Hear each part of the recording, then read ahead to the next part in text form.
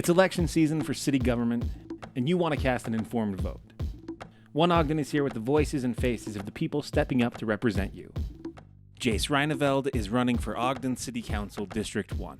Originally I was born in Long Beach, California, and then I moved overseas for a bit. My dad was in the petroleum business, and then mostly grew up in Central California, kind of in the San Joaquin Valley, which is where a lot of farming happens. And so a lot of my family heritage is dairymen and almond farmers actually. And then left when I was 17 to join the military. Once I commissioned out of the Air Force Academy, Utah was, I think, my number 2 pick on our, what they call a dream sheet. And so Hill Air Force Base popped up, and I moved here in 2013. And so, what did you think when you like it was actually high on the list of places to come? Yeah, I like the mountains. I'd spent some time in Colorado. Obviously, that's where the Air Force Academy is, and I was kind of like taken aback by how accessible everything was here. A lot of people like to say that Denver is like a ski town, but it's really not. It's 2 hours sometimes or more with traffic, and so obviously that was a big draw coming here. But I think you have to have a community. You have to find your place here. There's a lot of folks who have been here a long time, and then there's also a lot of folks like seeking that outdoorsy kind of thing. And so it was that was almost 12 years ago now. And so I got really attached to Ogden, but had to leave because of another assignment. So I went overseas for a handful of years. Ended up getting married right before deciding to come back to Ogden in 2020, which is a interesting time to come back to Ogden when COVID kind of shut everything down. And thankfully I think our local leadership was pretty reasonable throughout, but even still it was a tough time to kind of like reintegrate back into Ogden. And so it's been great. We decided to raise our family here. I've got 3 daughters. We live here in the first house that I bought in Ogden 12 years ago. And we're sitting here in my office, which is on 24th and Jefferson. Everything I do on a daily basis is in the district that I'm running for. Yep. And what is your professional education background? All that? So I studied basically international relations and political science in college, but at the military academies, everybody has to get a bachelor's of science. So it's very heavy on engineering and chemistry, physics, things like that. But I had a minor in Portuguese, so I did spend a lot of time overseas in Brazil and El Salvador, and actually lived in Caracas, Venezuela for a couple of years. So definitely have a kind of affinity for South America. Always enjoyed it. Always had a lot of friends down there. So that was kind of what I studied professionally. And like many of us millennials, I don't think we use a lot of our college education in day-to-day stuff. So it hasn't really guided me too much as far as my professional life. But it's been good. Yeah. And do you think there's much overlap between what you do professionally and city council? Like, do you feel like any of that's really prepared you for municipal office? Yeah, I think being in the military as an officer in charge of organizations that are doing different mission sets and different sizes, there's small teams that we've worked with quite a bit in the special operations world, and there's also large organizations that I managed in Iraq and Syria. So I got the full gamut, I think, of organizational structure and management of missions, objectives, budgets, resources. And so I think there's a lot of overlap there from an operational standpoint. And then being an investor now and kind of somebody who has to look at the numbers, and also I consult small businesses in their kind of avenues for profitability. We look at a lot of balance sheets. We look at a lot of profit and loss. We understand like the debt versus staying out of kind of the red, managing budgets and different things have helped, I think, for a real understanding of what it takes to accomplish things locally and kind of broader picture. Yeah. And so do you do like property investing? Is it that kind of stuff? I do some of that. Yeah. Like I said, I fell in love with Ogden as soon as I got here, and I was like, being from California, I hate to say it, like you're like, wow, this is so affordable. It was still hard, because like the income has gone up a bit, not as much as it should, but like even $100,000, like that was a lot of money back then. And so we scraped everything we could to buy a couple places, and we've put into them and remodeled them and rented them out to families. And so it's been a big passion of mine to do that kind of on the side. I don't think it's like I would consider it really a business. It's something that we pour into as kind of a hobby, and then we just hold on to them and try to provide good housing for families, because we really believe that it's great to have families in Ogden, because it's we got 3 kids and there's not a ton of kids in the neighborhood all the time, and so it's cool to be able to bring people in from either other cities in Utah or other cities around the country and have more of a family environment here in District 1. So I do some of that.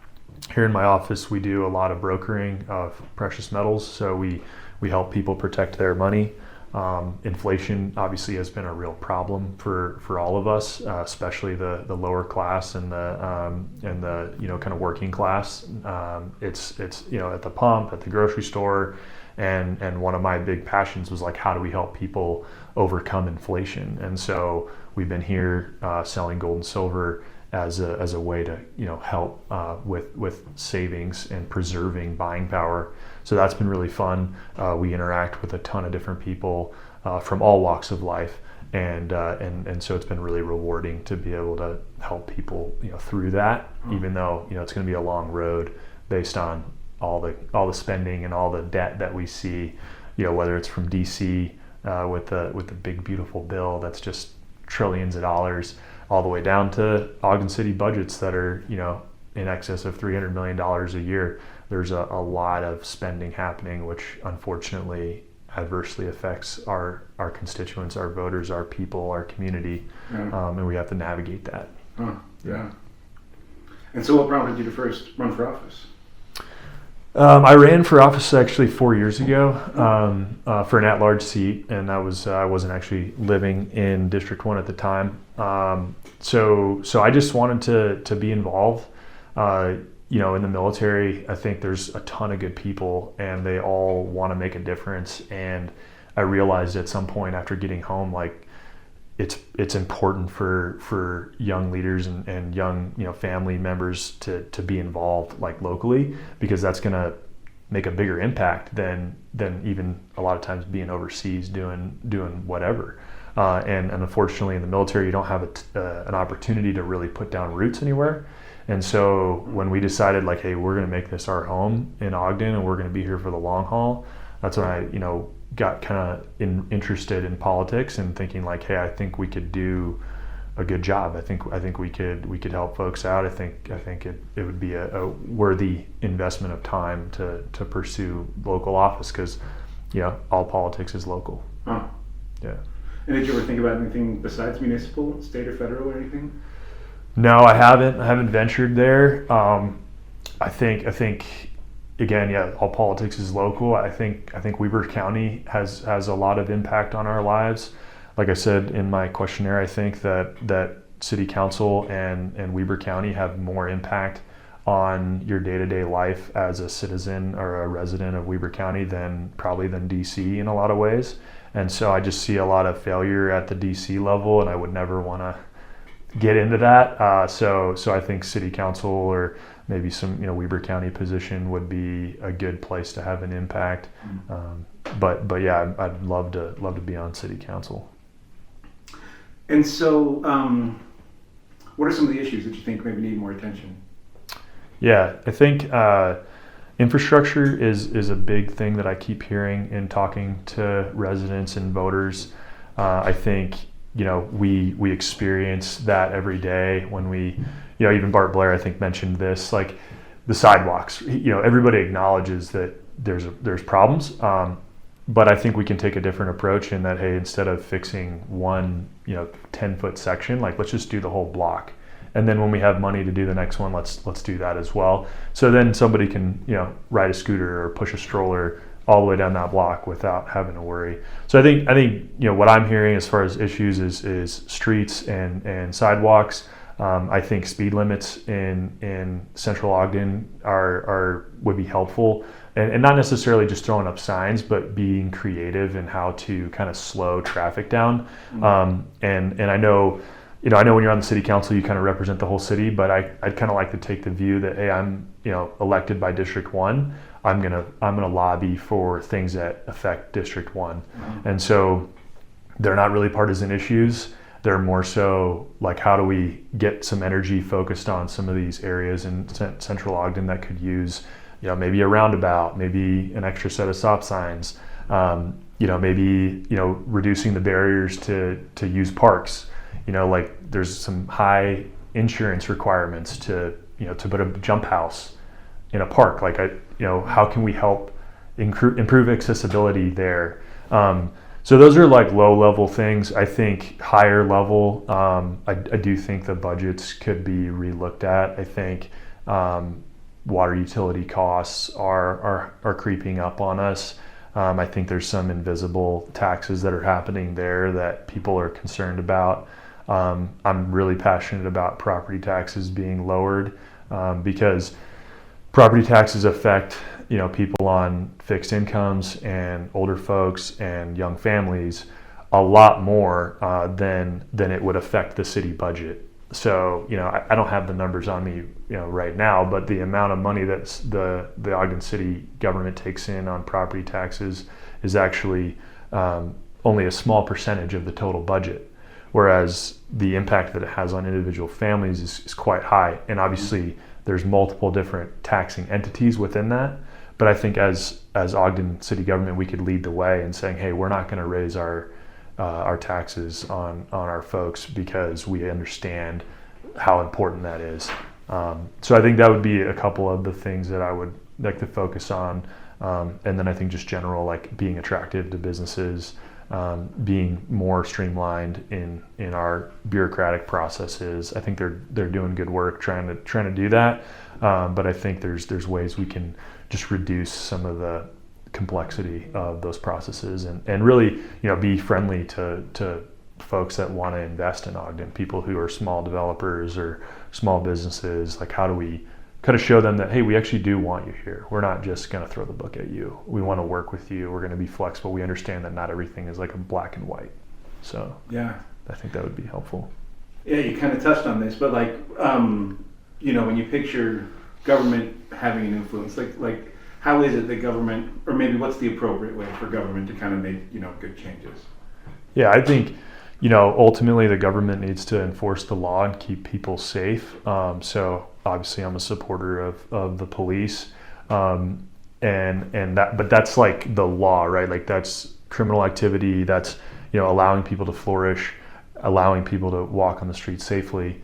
When it comes to things that are not like related to the law, I think the government would benefit its citizens by being out of the way and being more of a facilitator rather than somebody who's like, they like to use like partnership, right? Well, most business people, they're not looking for the government to partner with them. And, they want to do a business independently, and the less government involvement, the better. Mm-hmm. And obviously, again, you have to follow the law, but I think the government could benefit its people, especially here in Ogden, by kind of removing the regulations that are not like, again, that are not like criminal, right? If we're talking about, the ability to open up a small restaurant, how can we make that easy? Because like people probably will say the same restaurants here on these podcasts because there's not that many of them, and unfortunately there's a lot of barriers that are being put there, whether it's by building codes or health department stuff, and I get it, those are important, but how can we try to minimize those things for people who really want to do a good thing, which is a small business, which is a small developer, which is a small family, whatever that may be. All right, then let's do some shout outs, some recognition. Okay. First, just maybe people in the community, organizations you think do important work. Yeah, I think I put on my questionnaire that I just think small business owners and churches do a lot of great work here. Obviously, you have the LDS Church. They do a good job, especially taking care of their own people.